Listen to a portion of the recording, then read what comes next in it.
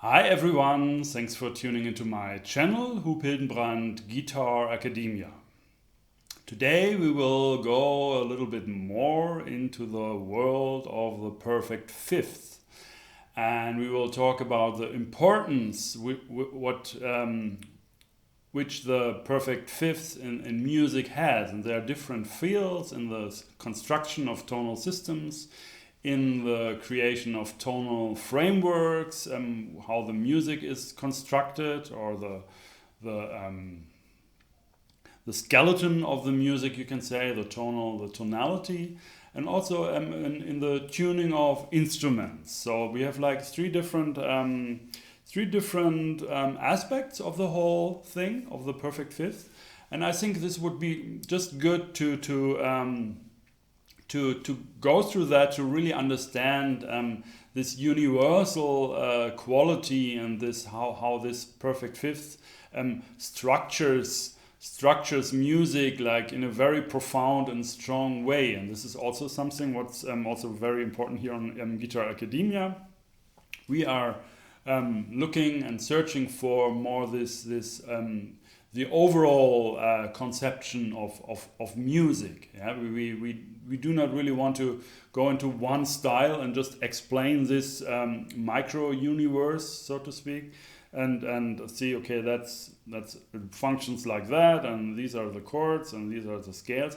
No, we wanna get we try. I mean, we try to achieve a more bigger picture, to get more an overall idea of the whole thing. And there, the perfect fifth is really like one very very interesting and very dominant feature, which really plays a huge, or the big role to make the different styles, musical cultures. And that's also a reason maybe why we are also able to appreciate others' music, yeah, from other cultures. We don't have to be born there, and we do not have to listen for many years to other kinds of music. We kind of, yeah, pretty much understand that, or at least we can appreciate that. Okay, so there must be a common ground, right? I mean, the perfect fifth is not the only one, but it's a very prominent and very strong one. And we talked a lot about the perfect fifths, yeah, when we talked about the tonal framework. And I'm always, I mean, not always, but in many lessons I'm referring to that, because that's really important to be really clear about that. Yeah, once you really detect this perfect fifth as a most prominent structuring element, what structures music, musical thinking, musical scale construction, and so on, then you also can take a look how the different cultures deal with that kind of power, with that kind of force or gravity thing.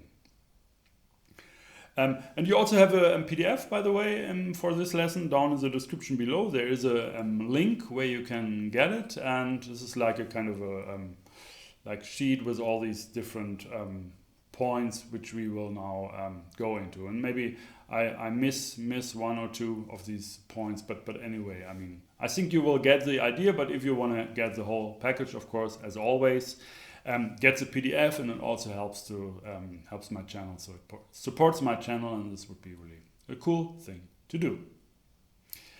Okay, so what's special about the perfect fifth is, of course, that it's one of the few laws you really find in nature. Yeah, it's you have the harmonic series. You play any note, you sing any note, or whatever, and you automatically create a harmonic series. And we also talked about the harmonic series, how it's working and everything, and playing that on the guitar, and finding out where all the notes are, and everything. So we will not talk about that, but lower the intervals of the harmonic series, the stronger their gravitational force, and the stronger they also mostly appear when playing a string, for example. And they are also more clear, more obvious, because since the intervals get smaller and smaller and smaller when you ascend the harmonic series, the lower intervals have more, you can say, more space to unfold. Yeah. If you go higher and you have all these whole step, half step, and everything, it's getting smaller and smaller and smaller. Then in a way, it's yeah, there are more like a kind of a chromatic cluster, or even smaller microtonal cluster, and it gets smaller and smaller and smaller, and also less audible, because also of course also about with for example with a guitar string, also of this rigidness of the string, that it can't really vibrate in these very little fractions of string lengths. Yeah, so in a way the harmonics, due to the physical material and the physicality of the string, because it's a rigid thing, the harmonics more and more kind of die out as they proceed in an ascending way. That's some, of course, it's always like, it also has other, there are also other aspects of why certain harmonics will stick out more and others not. It's not only that the higher the number of harmonics, the less they will be audible. It has other factors, but in general you can say that. All right, so when you go up the harmonic series, you start at a certain pitch. Yeah, for example, let's start at C. We have C. Then the octave is created. It brings us a C, and it's already kind of a law is created, that they are so much related to each other, or how do you say? Yeah, so strong in a way together that this idea of there's just a repetition. It's just a repetition. It's nothing new, so to speak. It's the octave. I mean, it took different cultures a while to understand that the octave is a kind of the same note. It wasn't always like that. Yeah, now we say, okay, these are so close together. These are melting like so much together, that it's just a repetition in a higher range of that note. But then immediately the third partial of the harmonic series brings us the perfect fifth. And all these intervals in a harmonic series will really also confirm the the fundamental note, the C. And these relationships down, these lower relationships are very, very, very strong. And the what's very special with the perfect fifths now, in contrast to the perfect octave, is that it brings us a new note. That is a thing. Yeah. It brings us a new note, and it's like the most like in nature. It's a most profound and strong relationship you can have between any two different notes. Now, this perfect fifths is the interval how the Pythagorean tonal system was created. Yeah, one of the first here in the Greece. Do Do you say Antike? I don't know. In German you say Antike.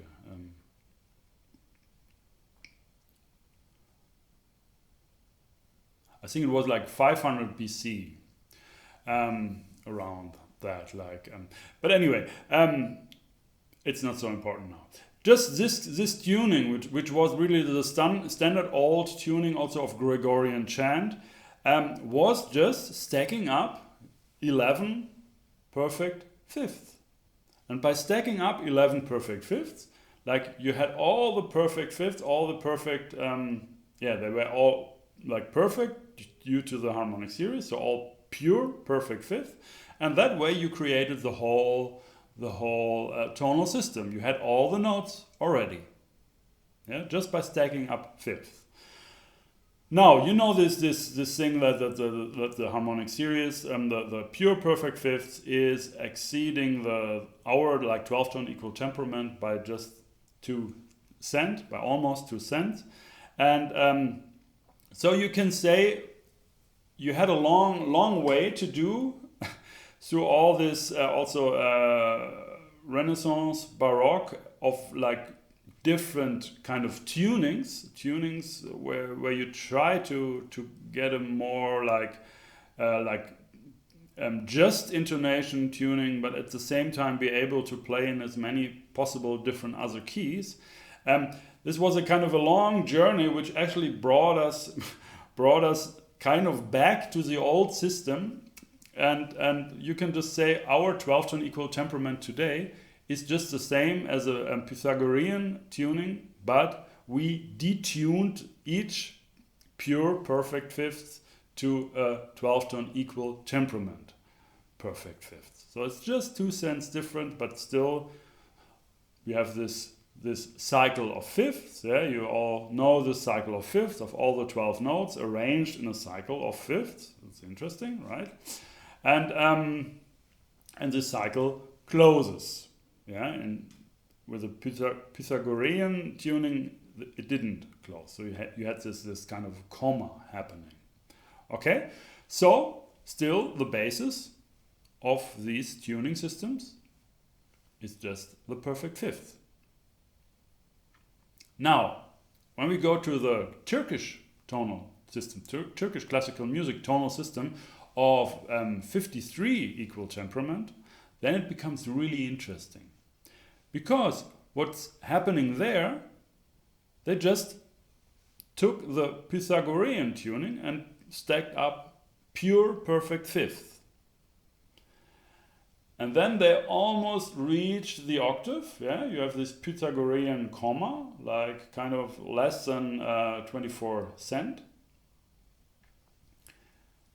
And now what they did was not to detune everything and that octave becomes really the same note, so this cycle is closing. No, they just went on. They went on and on and on and on, stacking perfect fifths. Of course, always what you always do, and that's the case with everything we are talking about here now. It's you bring it down again to the octave. You invert it, and that's perfectly legitimate.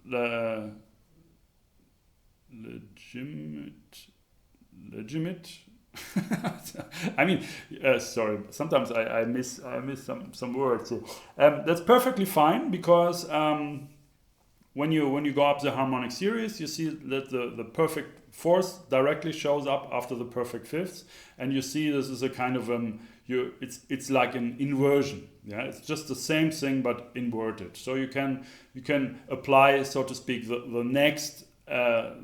Directly the next principle of the harmonic series and say like CG is actually like GC, from the third to the from the second to the third partial is like an inversion of the third to the fourth partial.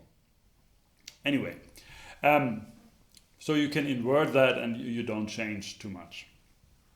Of course, like the gravitation is changed of that interval, but that's a different story. It's not changed, but it's just anyway. Sorry, we talked in tonal framework 1, 2, and 3 a lot about that. So go to that. I wanna give you some other stuff here. So I don't want to repeat myself on this channel. Okay, so what the Turkish tonal system, what they're doing, they were just stacking up more and more perfect, pure perfect fifth, and they reached the starting note with just like 3 cent, 3 cent difference, and it was after 53 perfect fifths. Pure perfect fifth. And what they did then to get their own, the tone, the notes which actually are in practical use in the Turkish classical music, it's not 53, just the basis, the kind of the structure. I mean, is that, but they took a note, for example, C. And they went like 12 or 11 perfect fifths up from that note and 12 or 11 perfect fifths down from that note.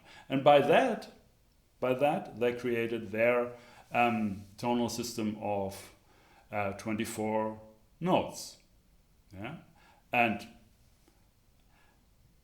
the same here. Like it's just based on the fifth. Yeah, all these tonal systems, they're all based on the perfect fifth. Yeah, so that's actually the connection, and it's also, we talked also about that, and that's also might be or is for sure, it is a reason why the Turkish microtonal system is so strong connected with this natural law of the harmonic series, that it also brings us a lot of these quite extremely very close to the harmonic series intervals. So it's an extremely musical thing, a musical system. So I think it's really when you're dealing with microtones, it doesn't matter in which musical culture style you are working, to understand just in general about microtones, you should study that system for sure. And then you see, okay, that's working like that, and then you can find the adjustments like like shrutis, or in Arabic music the tonal system is a little bit different, or in Persian music it's a little bit different, and then you can go from that actually. And I would really suggest doing that to really understand that system in a very clear way, because it's so close connected to this harmonic series. It's so musical. That's why. Another thing is a construction of scales. That's also very important, very important, very interesting. When you stack up fifths, and you for example, you start with F, C, G, D, A, E, B. These are all the natural notes, and this is like the C major scale, or you can say like all the different church modes. Yeah, if you take any note of that stacking up perfect fifths, and you bring the whole thing down. In transpose the notes into to get one octave there of notes. Yeah, you have all the church modes. Yeah, and in the middle of these perfect fifths, stacking up perfect fifths, is the D. Yeah, so the D is actually D Dorian, and this is a symmetrical scale. Yeah, it goes up 3 perfect fifths, and it goes down 3 perfect fifths from D. That's also some very interesting thing. And we talked also in the framework lesson. There was a lesson on like more on the tonal framework. We talked about this Dorian scale also, that it's really like in a way a most kind of natural scale, since it's not affecting its tonal framework, root, fourth, fifth, octave. It's not interfering with half steps. The half steps are put away from the tonal framework. But that's also a repetition here. And another scale, of course, is a C major, or the major pentatonic, and its mode, the minor pentatonic. It's also, you can also see that as it's just stacked up 4 perfect fifths. Yeah, and these scales, like this pentatonic and these church modes, I mean, they are really the the scale, you can say. Yeah, this scale, and you find all these kind of church modes. I mean, not all, but most of them you find in Indian raga music. You find them in Turkish classical music, and all around the world. Also pentatonics, and yeah, here you have one of the most important reasons. I think it's really like this. This is really connected to this perfect fifth thing. Okay,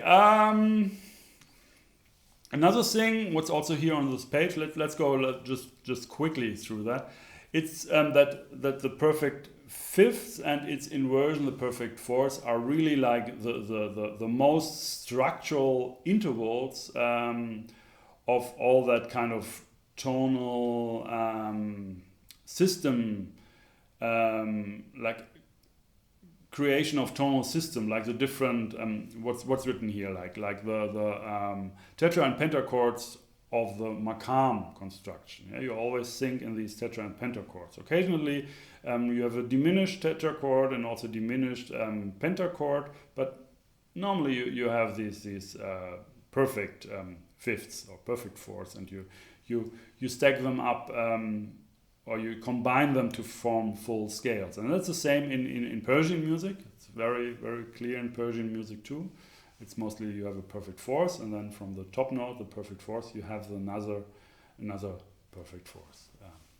And of course, you put then the different scale degrees inside of that. Yeah, 2 scale degrees in a 2 scale degrees in a perfect fourth inside, and 3 scale degrees in a perfect fifth normally. Okay, another thing, also this Melakarta scales of South Indian music. That's really interesting, because these scales are really, some of these scales are really weird. It's a very like a kind of a scientific approach to get all possible combinations of scales with some rules there, and you come up with 72 different scales, and they're really kind of sometimes really just chromatic in a way for us Westerners for sure, and but 2 notes are never touched, never altered. You have the root, the tonic, and the perfect fifth. They're always there. Yeah, always. That's you never touch those.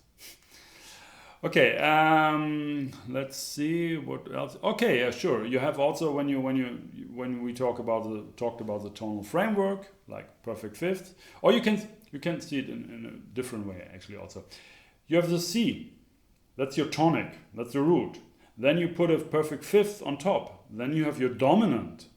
Yeah, we're talking about functions in European, in Western harmony. And you go from C down a perfect fifth to F. Then you have the subdominant. Yeah, and these are already like the functions. Tonic, yeah, it's the middle here. It's the root where all gravitates to. The dominant really wants to gravitate down directly to C. That's a natural tendency of the harmonic series also. And the C is a kind of leading away, yeah, from the tonic. Because the tonic also in a way confirms when it's C as a tonic, confirms the F, because it has this fifth relationship. But when you bring that together in the octave, then you also see F easily goes to G. It's very near. So you often say like the subdominant is like preparing for the dominant, and the dominant brings it back to the tonic. So these forces are already there just by having like 2 perfect fifths, yeah, from the root. And there's also this concept of the lower and the upper tetrachord in Indian classical music. So this is also like a very strong structural conception. Yeah, I mean structures the scales in Indian music to think. Okay, is this raga more active, more is it more sitting in the lower tetrachord or more in the upper tetrachord? Yeah, so you make this kind of division. All right, and then you just have the third aspect. Yeah, the first was like scale and tonal system construction, creation of that by stacking up perfect fifth. The next was the structural element of the perfect fifth in the different concepts of scales and thinking like actual music. Like tonality, it's about tonality there, how you create tonality, because stacking up a lot of perfect fifths doesn't create tonality, it creates many tonalities. So you have to make a kind of a choice and a certain kind of arrangement of that you actually have like one note as your tonality, as your tonic. So that's the idea here. And the third thing is tuning of instruments. Yeah, tuning of instruments. Obviously, perfect intervals are the intervals which your ear can tune. Can tune.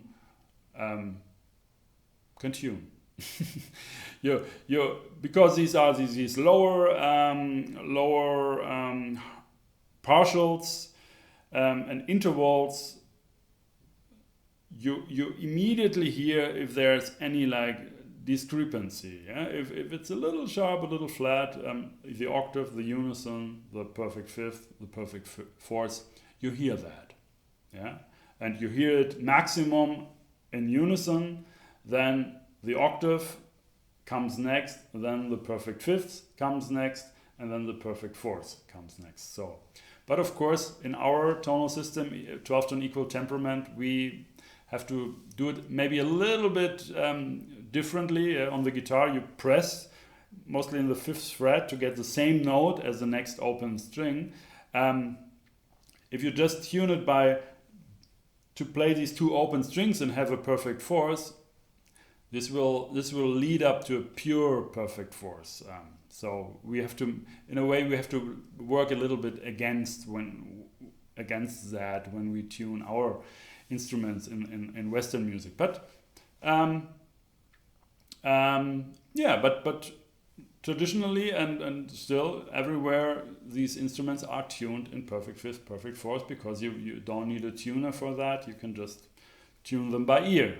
Yeah, and you have all these relationships, and also of course there's also a very strong connection with these different frameworks of tonality. Yeah, because like in many cultures, your open strings are really connected to the different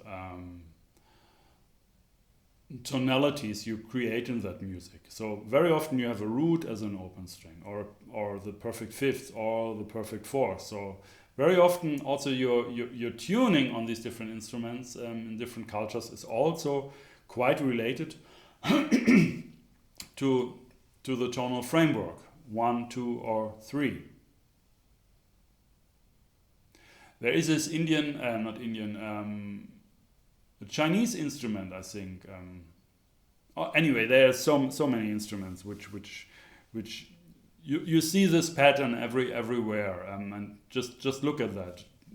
Check out the different tunings of different instruments, string instruments of different cultures.